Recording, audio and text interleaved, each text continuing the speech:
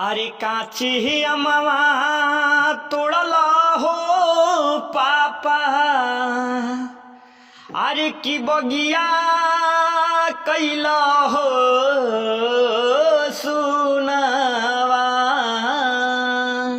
देखी ओ घड़ी के बात बा जब एगो बेटी अपन पापा से अपन भाई से कहतिया, पापा हमरा से कौन ऐसन भूल हो गईल, हमरा से कौन ऐसन गुनाह गलती हो गईल जे तू आज हमरा के अपन घर दुआर अपन बगिया अपन अंगना छोड़ावत तारो, हमरा के दूर देश पहुँचावत तारो भेजावत तारो।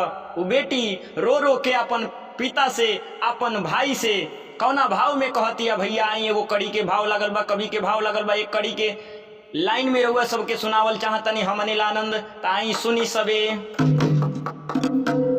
अरे काचे अमवा तोड़ला हो पापा, बगिया कैला हो सुनावा। काचे अमवा तोड़ला हो पापा, बगिया कैला हो सुनावा। सुनर धिया ते जलाए पापा, अंगना कैला हो सुनावा। सुनर धिया ते जलाए पापा, अंगना कैला हो सुनावा। काचे अमवा तोड़लाए भैया, बगिया कैला हो सुनावा।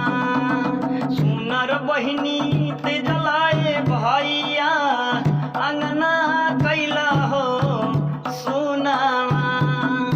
काचे अमवा तोड़लाए पापा, बगिया कैला हो सुनावा।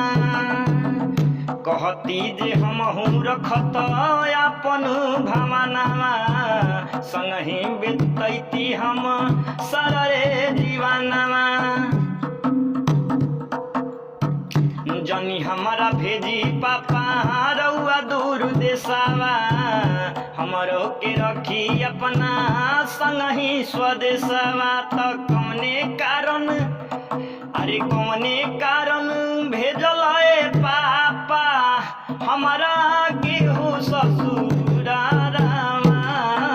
काचे अमवा तोड़लाए पापा, बगिया